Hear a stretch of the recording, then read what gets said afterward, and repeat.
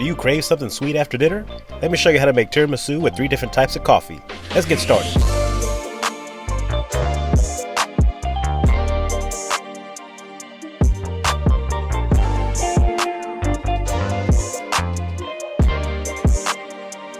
Before we begin, I do make my own whipped cream by hand. If you plan on doing the same, put a metal bowl along with the whisk in the freezer. I'll explain later. Here are the ingredients. We need 6 egg yolks. I will show you a quick hack on how to remove the yolk in just a moment. Mascarpone cheese, which is similar to cream cheese, sugar, cocoa powder, espresso instant coffee, Kahlua or your favorite coffee liqueur. I'm also going to use a new coffee liqueur called Flor de Caña espresso. I'm going to give this a shot. 1 cup of hot water, heavy whipping cream, and you can't have tiramisu without some ladyfingers. Now for separating the egg yolks, you can do it the old-fashioned way by moving the yolk back and forth until the egg white separates.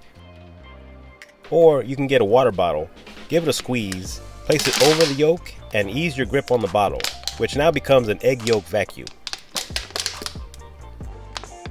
Now that we have all our ingredients together, let's start by cooking the sugar and eggs. Get a pot filled with a couple of inches of water and bring it to a light boil. Get a metal bowl and place it right on top. This will be our double boiler, which will prevent our eggs from scrambling. Place your sugar and egg yolks inside the bowl and give it a mix. There will be a lot of mixing in this video, so if you didn't get a chance to work out today, this will be it. Trust me, it will be all worth it. Now we're going to continually mix our sugar and eggs for approximately 5 minutes until it becomes a pale yellow. Make sure to scrape the sides down, and if you feel the bowl is getting too hot when the mixture starts to really stick to the sides, just lift your bowl up a bit and let some of the steam out from the pot. Alright, it's been 5 minutes. It looks to be just about ready.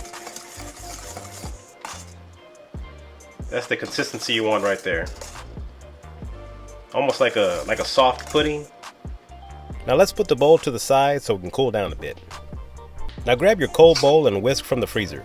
Pour your whipping cream inside. I know it looks a little thick. I actually placed it in the freezer for about 10 minutes to get it real cold. I would cut it down to 5. Now it's time to get our workout in. Grab your whisk and keep whisking it. You want to give it a good whisk by making your strokes wide to introduce lots of air into the mixture. You could also do this with a countertop mixer, but you'll miss out on the Popeye forearms. You could also get away with using store-bought whipped cream and you'll be just fine. Just remember to tell your guests you made it yourself. You will know when you're done when you run your whisk through the whipped cream and it holds its shape and you get those famous high peaks that everyone talks about. My arm sure is starting to feel the burn and I started to twitch uncontrollably.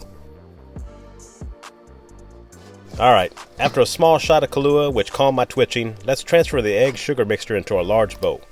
Place your mascarpone cheese inside and give it a mix until it's well incorporated. Now place half of your whipped cream inside the mixture and don't mix it, fold it in. You want to keep the airiness of the whipped cream as much as you can. Place the other half of the whipped cream in and fold it as well. Make sure to scrape the sides. If you overmix, you lose the puffiness of the whipped cream and your final product won't have that nice, light, airy texture to it, but it'll still taste great.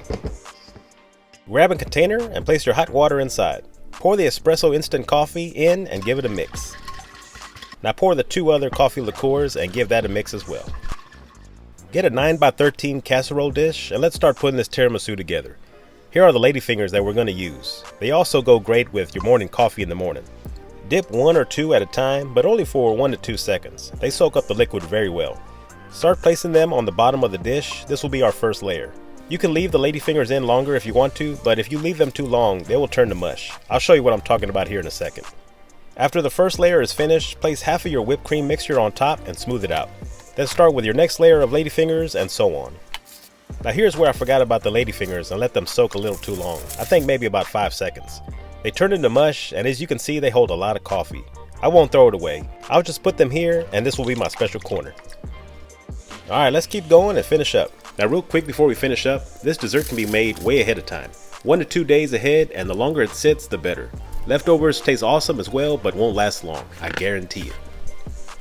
Next we will dust the top of the tiramisu with cocoa powder. Another option is to buy a chocolate bar and use a zester to sprinkle fresh chocolate over it. This is the one I used. I also did this but forgot to hit record. Shame on me. Now cover it up with plastic and let it sit overnight. The longer the better. Alright, we have some Kahlua and espresso coffee left over. Let me show you what to do with this. Do not throw this away. This is very important. I also have 3 ladyfingers left over. So what you want to do is you want to dip it in the coffee liqueur. Toss it around as much as you want. And then what you do with this You reward yourself. You just put in a lot of effort to make this tiramisu. So reward yourself, guys. One for me, one for you.